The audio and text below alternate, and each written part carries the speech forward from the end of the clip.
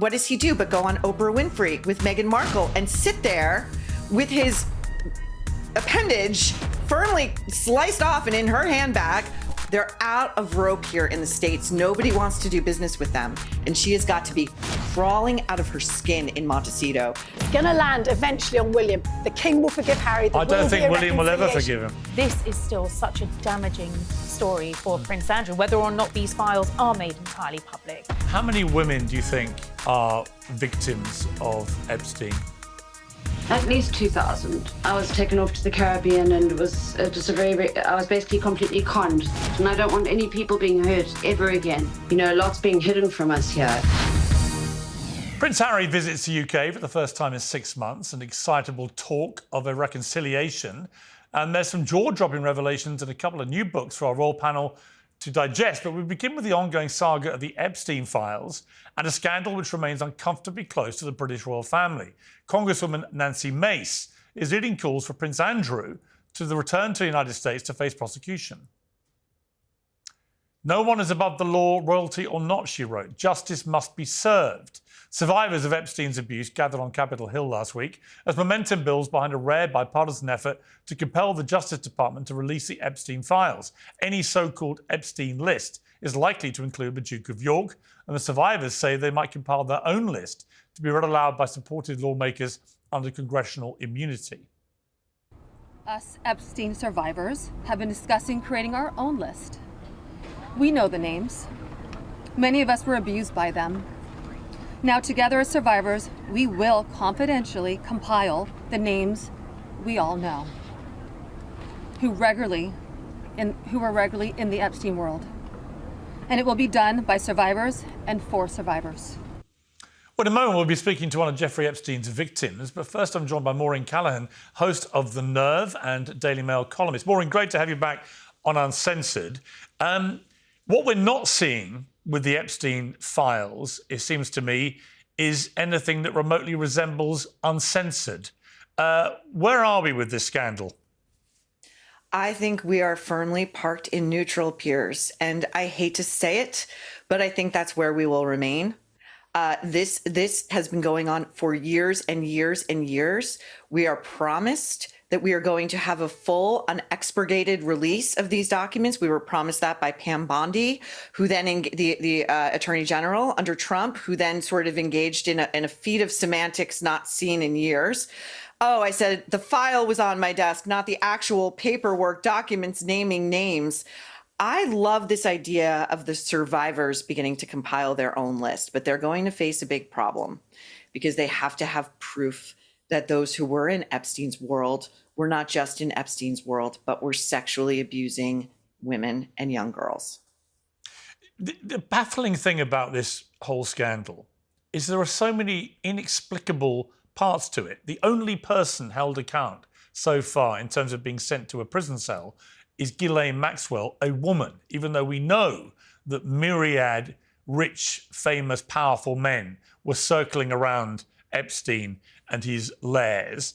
And secondly, we have this situation now with Prince Andrew, where you've got literally the son of the late, great Queen Elizabeth, who died 3 years ago today, actually.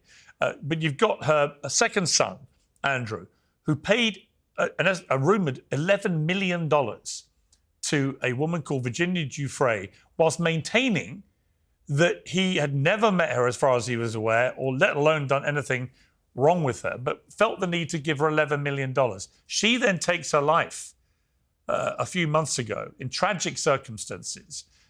You put all these things together, and with my own old newspaper editor hat on, I'm like, something stinks here. A lot of it stinks, and we do not know, I don't think, the half of it. We don't know the half of it, Piers. And so to Ghislaine, she's already been moved at her own request to a Club Fed, which here in the States is a very cushy prison. There are reports, rumors that she is working her way towards house arrest with an ankle monitor. Why? What names is she giving up? What does the Trump administration have to gain from cutting a deal with her? Why wasn't a deal cut long before? As to Prince Andrew, You know, his camp's assertion that that photo of him with Virginia Giuffre, who has a posthumous memoir coming out this fall, and Ghislaine Maxwell was somehow a deep cut super fake. You know, that is one of the wildest, you know, try to fool the public and really insult their intelligence. If he's so innocent, why did even the Queen, who by all accounts, he was her favorite child, have to minimize his role and basically expunge him from all official royal life? Even his own family knew.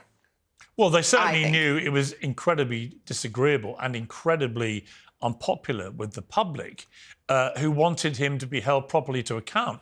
And, you know, and just to remind people, Andrew was the one who repeatedly said, "I want my day in court. I will clear my name."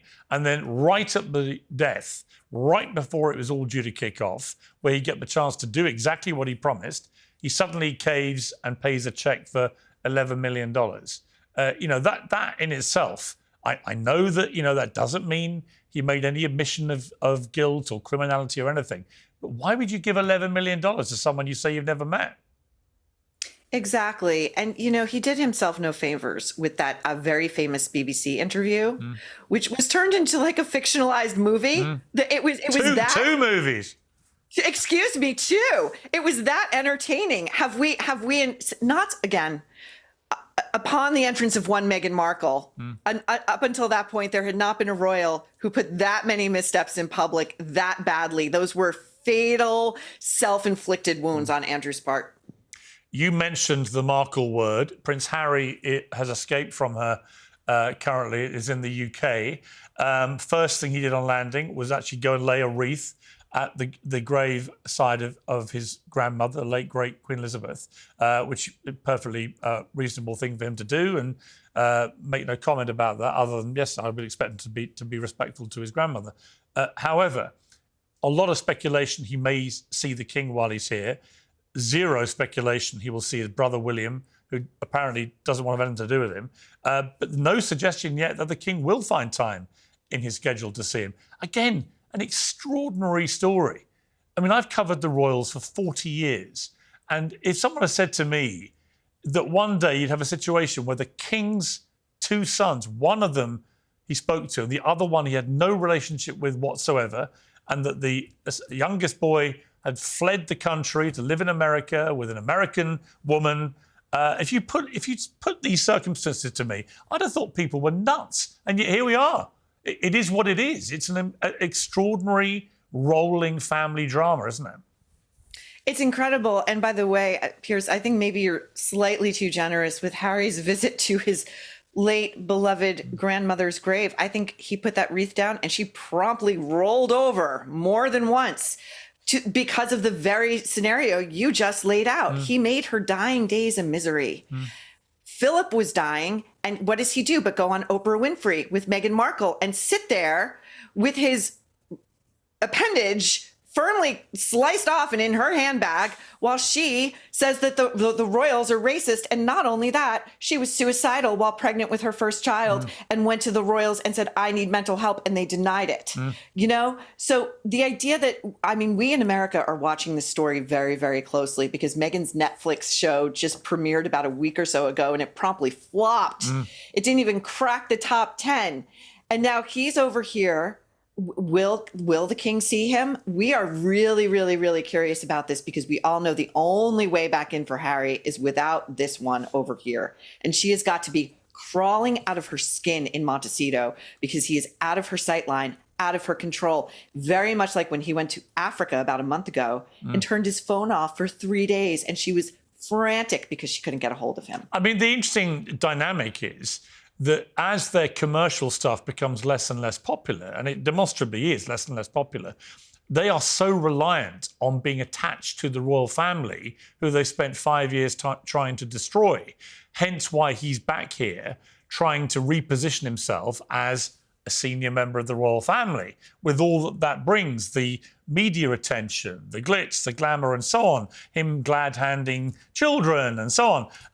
You know, to me, it's a very cynical thing that he's doing, where he wants to come in and have the good stuff from being a royal without any of the apparent need to do the duty that the other members of the royal family do on a daily basis. The stuff that isn't such fun, that isn't so glamorous or glitzy. You know, the flower shows and so on that they attend religiously because that's part of the deal. That's the contract with the British people. Exactly. And to your point, Piers, not only is he expecting all of the glamour and none of the grit, but he has yet to issue an apology for any of it. And in fact, has said more than once in more than one interview, I expect an apology from them. It's been very interesting. You know, the Daily Mail reported today that Catherine had not been scheduled to join William on this morning's visit to an organization that the Queen had been very, very involved with. And she joined him. And I really think that the both of them are putting on a very united front, saying they are exactly on the same page vis-a-vis Harry. They don't want him. They have no use for him. He has done so much damage. And you're absolutely right. They weren't just trying to sort of sell their wares over here by using their royal connections. They were out to destroy the monarchy because Meghan was roiling and is roiling with rage and fury that she will never be queen. Yeah, and also, you know, if you're the king, he's got cancer. He's been very ill with it, I'm told. As indeed has Catherine, the Princess of Wales. A double blow. And if you're King Charles, your mind will be thinking, how do I trust him? How do I trust him? How do I have a conversation with this son of mine that he isn't going to commercialise? And the reason he'll be thinking that is if you remember the book Spare, which bizarrely, 400-odd pages of Harry's entire life never mentioned the racism allegations that was a central plank of the Oprah interview, or the suicide claims where she said she went to a senior member of the palace staff who said she couldn't get help.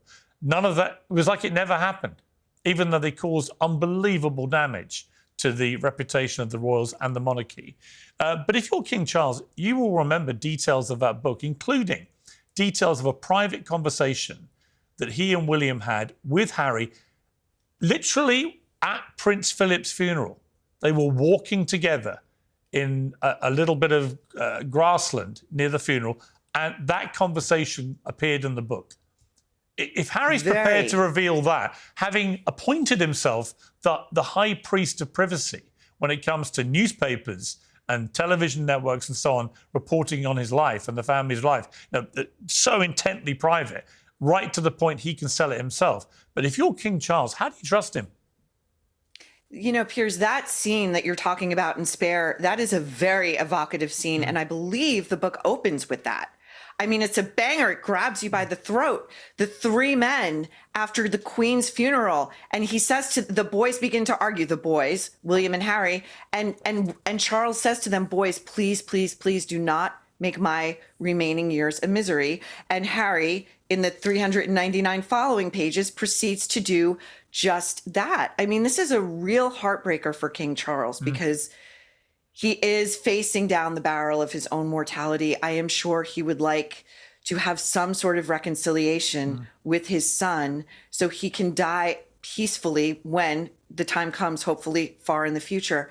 Yet the timing, as you put it, is beyond cynical. They're out of rope here in the States. Nobody wants to do business with them. And by the way, to your point that the suicide allegations and the racism allegations were not in Spare, I am sure that the lawyers, the legal team at Penguin Random House had a lot to say about why they should not be included. Well, they weren't in the book. Just a supposition. They weren't in the book. They weren't on the Netflix series. They just disappeared. It's like they never got said. It was quite bizarre. Yeah. It's going to be a very interesting few days. My bet is I don't think the king will see him. I might be wrong, but I think trust is so broken. And I think they genuinely fear that everything just gets commercialised. And therefore you can't trust him. And that's an incredibly sad state of affairs. Maureen, great to have you back on Uncensored. Thank you very much. And well done on the success of The Nerve. What a brilliant title, for one. Thank you. But secondly, I'm absolutely loving it. So congratulations. Oh, Piers, thank you so much. What a compliment. Thank you so much. And thanks again for having me. Love having you. Whenever you can spare us the time from your own extremely busy addressing of the nations. Oh, Piers. You're killing me over here. Thank you so much. Thank you. Take care, Maureen. All the best. You too. You've all heard me talking about Jacked Up Fitness and their incredible all-in-one home gym. It's a perfect solution for people who are short on time and money but still want to get fit. And wherever you work out, you should take a look at the all-new Shake Weight.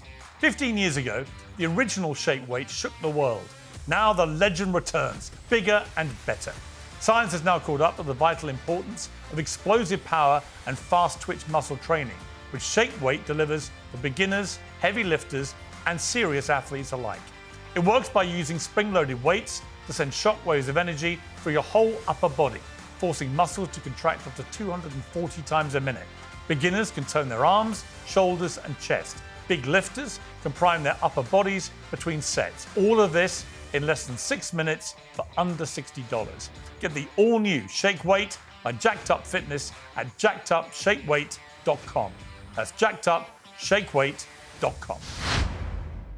Well, True Classic is never just about the fit or the fabric, but helping men to show up with confidence and purpose every day. Their clothes fit where they should, they feel incredible, and they don't cost a fortune. You get a tailored look and maximum comfort without breaking the bank. True Classic's mission is uplifting men and giving back to their communities. Tailored where you want it, relaxed where you need it, no bunching, no stiff fabrics, no BS, just a clean fit that works for real life. Forget the overpriced designer brands and skip the nasty disposable stuff. True Classic is built to last. Find them at Target, Costco, or head to trueclassic.com/peers to try them out for yourself. Today's show is brought to you by Oxford Natural, makers of the Optimum Day and Optimum Night all-natural supplements. Thousands of Brits and Americans are already taking them with incredible results. Optimum Day is designed to boost your energy and support weight loss throughout the day. Optimum Night helps you relax and get deep, refreshing sleep. And don't just take their word for it. Here are just a few of their success stories. England football legend Michael Owen lost 40 pounds. Robbie, the face of AFTV, dropped over 100 pounds. Linda, a top law firm executive, lost 50 pounds. And Anita, an immigration lawyer, shed 60 pounds. To watch their full stories and find out more, scan the QR code on your screen or visit oxfordnatural.com/peers. And here's the best part. Use the code PEERS, P-I-E-R-S, and get 70% off your first order. Get 70% off with the promo code PEERS. Well, joining me now is Juliette Bryant, who's a survivor of Jeffrey Epstein's abuse. Juliette, thank you very much indeed for joining me. We've had a conversation several years ago, and I just want to, try and put you at your ease. I know you don't particularly feel comfortable talking about this publicly. It's a hard thing for you to talk about. I appreciate you coming back on Uncensored. Just first of all, as one of the survivors, for speaking about this matter, because it needs to be touched on. Yes. The more people that speak about it, the better. So thank you very much. Yes. Well, I just want to... I have high respect for you. I think you're an amazing man. Thank you. Thank you. I appreciate that. Let's just remind our viewers who may not be familiar with your story. Just summarise your experience at the hands of Jeffrey Epstein. Well, what happened was I was doing modelling. I was a young girl. I was studying psychology at the University of Cape Town. I started doing modelling, to earn income. I got scouted when I was 14 by elite model management. In fact, my mother wouldn't let me model then. She only let me do it when I was older. But what happened was I was approached at a bar in Cape Town by a girl, and she said that she was here with the King of America. His name was Jeffrey Epstein, and he was here with Bill Clinton and Kevin Spacey and Chris Tucker. She said that Epstein was best friends with Leslie Wexner, who owned Victoria's Secret, and it would be very beneficial for me to meet them for my modelling career. So, I went to meet them, and then the next day at a restaurant, and the next day I was called in for a casting. It seemed like any other modelling casting I'd ever been to. Bill Clinton walked through the room while it was happening. And then I was sent through to see Epstein, and then he looked at my modelling book and he said, right, I think you'll be great for Victoria's Secret. We're going to bring you to America. Within 2 weeks, they had me there. I'd never travelled overseas. I'd never left Africa. It just seemed like such a legitimate opportunity. And I was supposed to go stay at a modelling apartment in New York. But as soon as I arrived at the modelling apartment, the phone rang and I was taken off to the Caribbean, and it was just I was basically completely conned. I was totally conned. I was a young girl, and it was just horrific what happened. Sorry. And without going into lurid detail, but what did you suffer at the hands of Epstein personally? Well, I was taken into his bedroom like 3 times a day. He used to take girls into his bedroom. He used to try force orgasms from girls. You know, as everyone knows, his penis was very small. It was just a very, very frightening thing. I just don't, I'm still looking for answers there, you know, with everything that happened.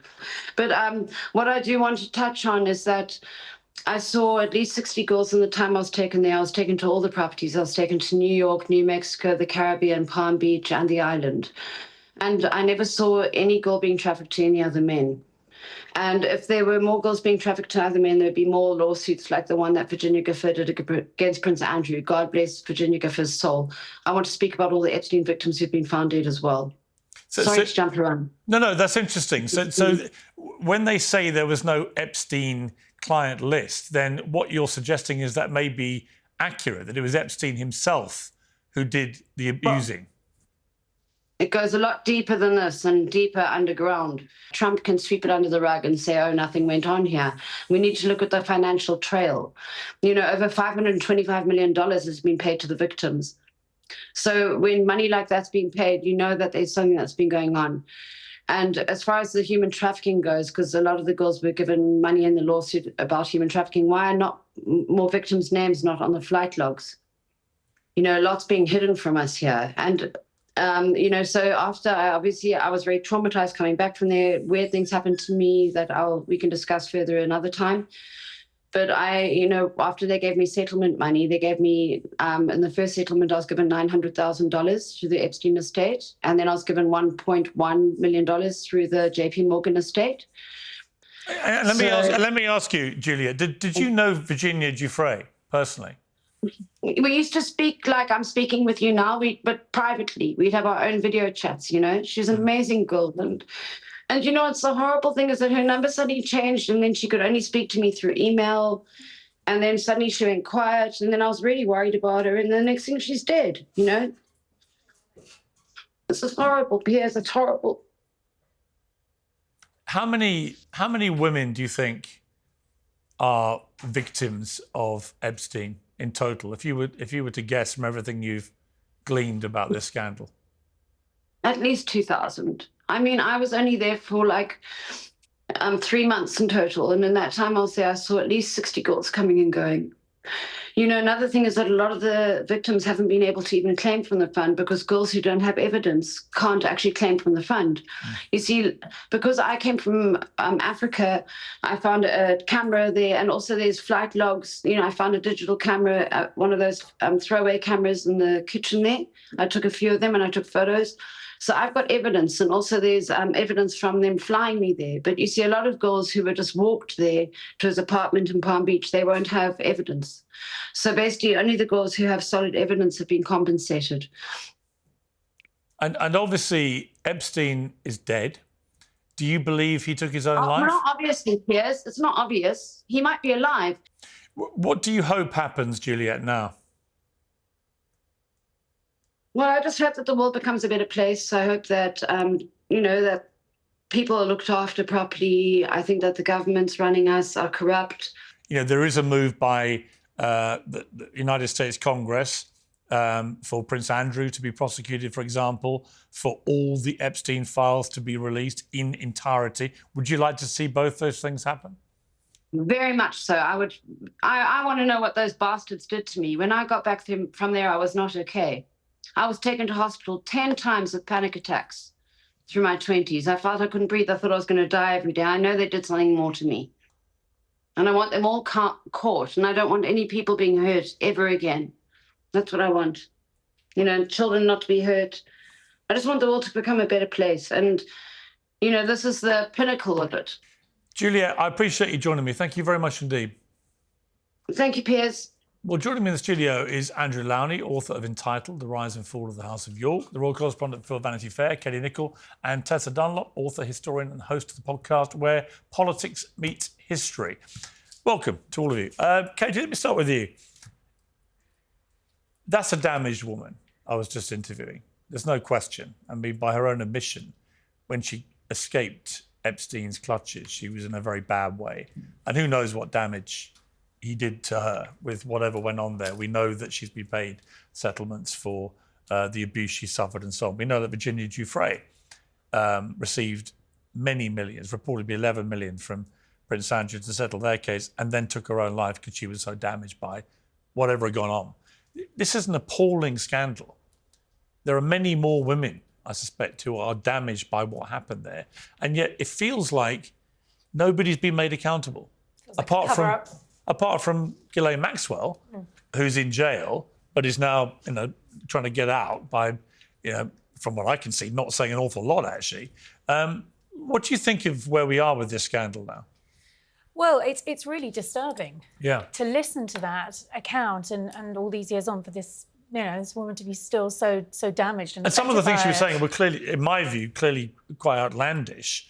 But I just got the feeling that Juliette is just a damaged person. I think damaged is the word. And there are clearly many other women who've been affected as well. So when there is this movement to have the files opened up so that there is complete transparency, it's completely understandable that she would say that's absolutely what I want, because I think there is a sense in all of this that there has been this element of a cover-up about it. You sort of say, well, 12 million, Andrew paid off 12 million. I mean, that's a huge amount of money. Somebody he maintains he doesn't remember ever meeting. Absolutely. Largely funded by the late Queen, because, of course, Andrew had finite I just don't money. think wanted to take the risk of him getting in the dock. Well, it would have just been so damaging. But I think despite that fast payoff, this is still such a damaging story for Prince Andrew, whether or not these files are made entirely public. It's hugely damaging for him. He can't do anything, say anything, appear in the papers without this affiliation.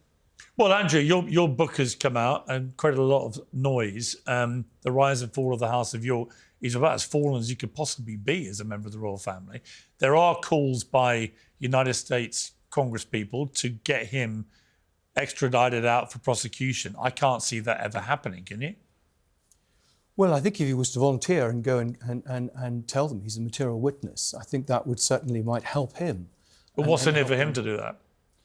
Well, I mean, I think there is some scope for him to work his passage back, and this would be the first stage. I mean, the whole story up till now has been avoiding doing this. I mean, avoiding being served summonses, and I think if he was seen to cooperate, it would be one step forward if he is as innocent as he says he is.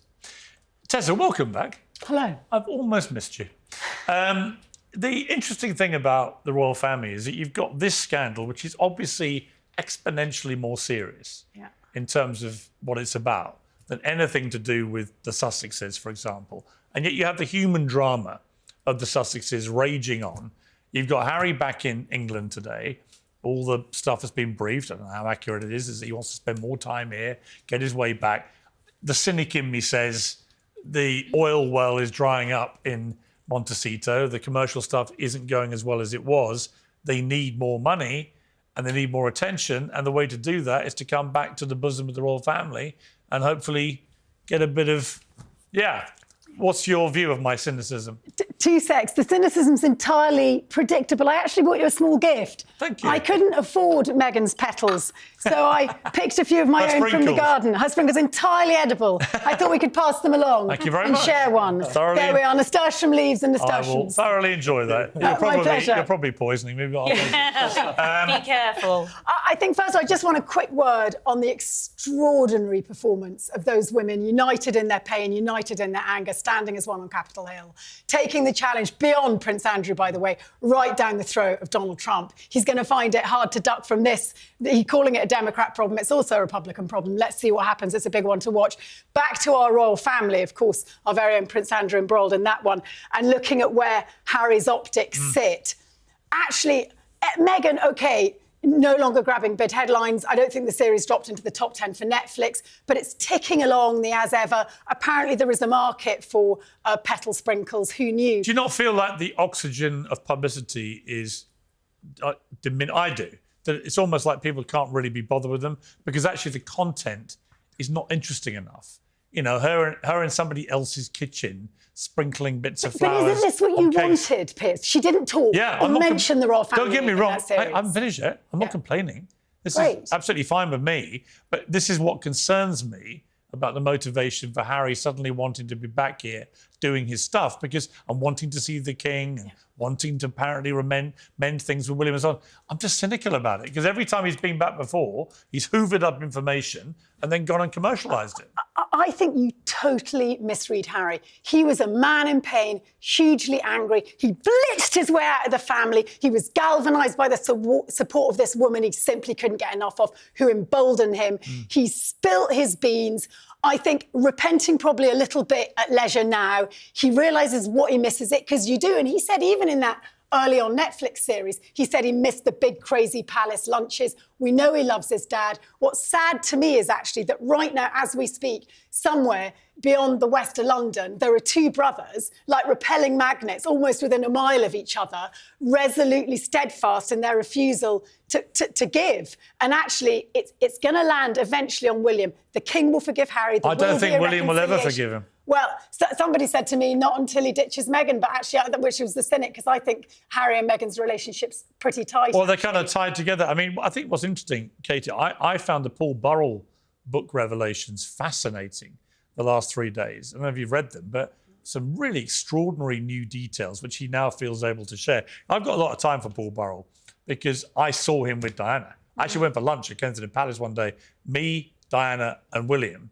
and Paul Burrell was the butler serving the lunch. I mean, not many people have that experience. But no, well, he got to see so much, didn't he? He was unbelievably tight with her, and he reminded people that when she died, he was the one the royals sent over straight away to be with her.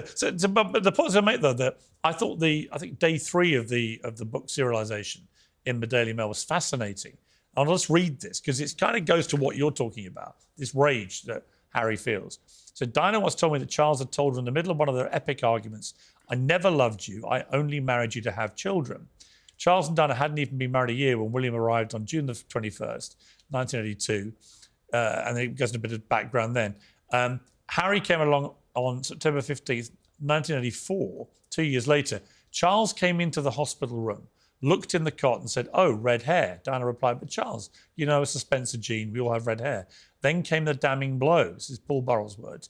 He said, "Well, at least I've got my heir and a spare now, and I can return to Camilla. She told me," Diana told Paul Burrell, "I cried myself to sleep that night, knowing that my marriage was over." Years later, so this is 20 years after Diana died, in the autumn of 2017, I would come face to face with Harry and William in their mother's old apartments at Kensington Palace, and I would tell them what their mother had said to me. They asked me when and where I thought it had all gone wrong, and I said I thought it was at that moment. Harry stared straight at me, poker-faced. He couldn't believe what I was telling him. I was in tears, but he never flinched. I remember this moment distinctly because it looked like he was bearing his mother's pain. I think it was the first time he'd heard that story. I said, "Harry, it's the truth. I wouldn't tell you that unless it was exactly what your mother told me, and I think you know that. You're old enough to know that now." This happened just before he became engaged to Meghan. I think that powered him. It put fuel in his tanks to go forward with everything he felt. It may have contributed to what happened afterwards, and probably the reason he called his book Spare.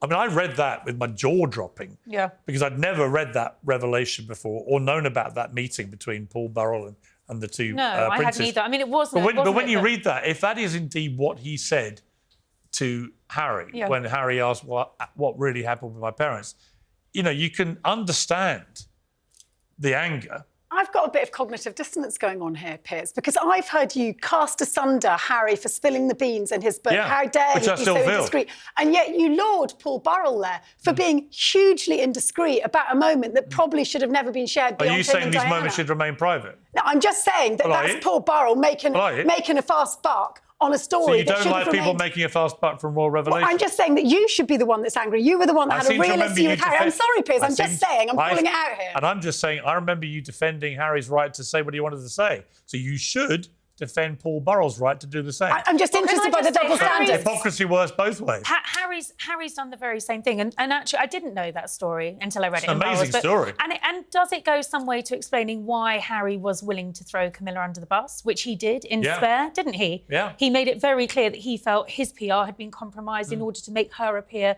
better. And that was one of the things that was so hurtful to the king, because there was a red line that Harry crossed, and that was attacking Camilla. The point I would make is, I don't dispute, Tessa, for a moment, that Harry's angry, right? He is undoubtedly angry. He just seems perpetually in a rage, right? I think he's moved on from that a bit, though. Has he he? no longer is demanding the apology. He made it clear in the wake of losing the court case against the Home Office that he wants reconciliation. Yes, he's made some guffs, some errors. For goodness sake, look at the maelstrom into which he was born. I think he misread the room. William, who, if you see that Heads Together interview, and him and Kate and William are sitting around a table in Kensington Palace, I think it's 2016, and Kate says, I can't believe how strong and how tight you boys are, how you've held together. Clearly, William and Kate thought it was fine, and Harry was having a totally different narrative in his head, and it all fell apart. But actually, I think the truth is, deep down, Harry would love to reconcile with both of them. I'm sure that's true. I mean, Andrew, the royal family, the monarchy, feels precarious to me. I felt this for a while, because the king has cancer, Catherine has cancer, still fighting it, hopefully over the worst. I'm not sure if the king has been going to get told, but they're certainly both had serious health issues. And you look sort of further down the food chain, if you like, of royals. It's not like there's a plethora of talent waiting to spring into to fill the gaps if they need to, is it? It's a very small number of people on which a hell of a lot is resting. Harry and Meghan have gone, and you're left, the Duchess of Kent dying reminded me of the fact that there's a lot of royals have died in the last 20-odd years, right? The workhorse. Well, it's a generation of passing. I think it is very difficult because they want the slimmed-down monarchy, but there are not enough royals to do what the public expects. What do they do about it? Well, I think we have to lower our expectations, perhaps, not expect them to open up everything. There are royals, the younger Yorks who are keen to play a role. Maybe they'll be brought in on a sort of part-time basis. But I think we need to lower our expectations. I asked one of my sons, he's like mid-20s, do your age group really care about the royals? He said, we're sort of interested, but not really. They're not that interested. I was brought up, my mother camped on the Mall for Charles and Andrew and Fergie's weddings, right? Charles and Diana. So that was what I was brought up. We used to have street parties and everything. I have a scrapbook from when I was 12. Yeah, but I don't sense it's the same with this younger generation. I think there'll be a resurgence when it's William and Catherine. I think we will have that over again. I think it's very obvious that the future of this dynasty of the House of Windsor is William and Catherine, and of course the dynasty that they've created. But back to the point, Tessa, that you were making about these two brothers being repelled from each other, and today they've been within miles of each other. William and Kate, the Women's Institute, Harry at Windsor, pointedly making the first thing he does as soon as he lands on the tarmac here, going to pay tribute to his late grandmother. It is the third anniversary of the Queen's It is, and death. he's done the right thing. Some will say, all right, he's going for another photo op. I actually give him a pass on that. I think give him the credit that he's done the right thing. It's the first time he's back. OK, that's fine.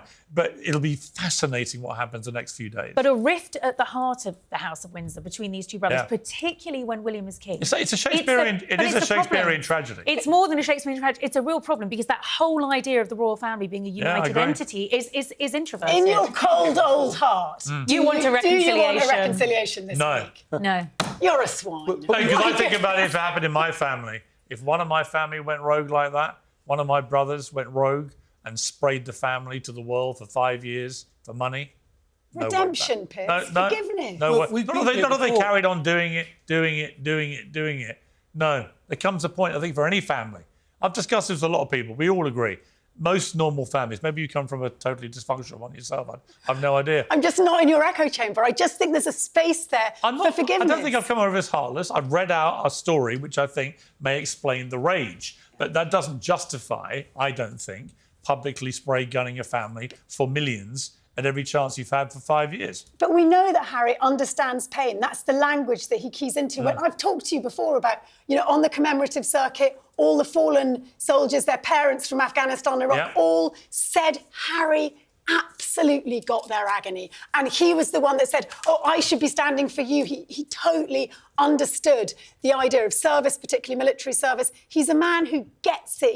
He's got EQ. And I think that he made other mistakes, but we've got space. He also made his grandparents' lives a misery. I don't believe that. Well, grandparents understand grandkids get it wrong. No, I'm told that's not the case. Actually, Queen was very hurt. Philip was furious.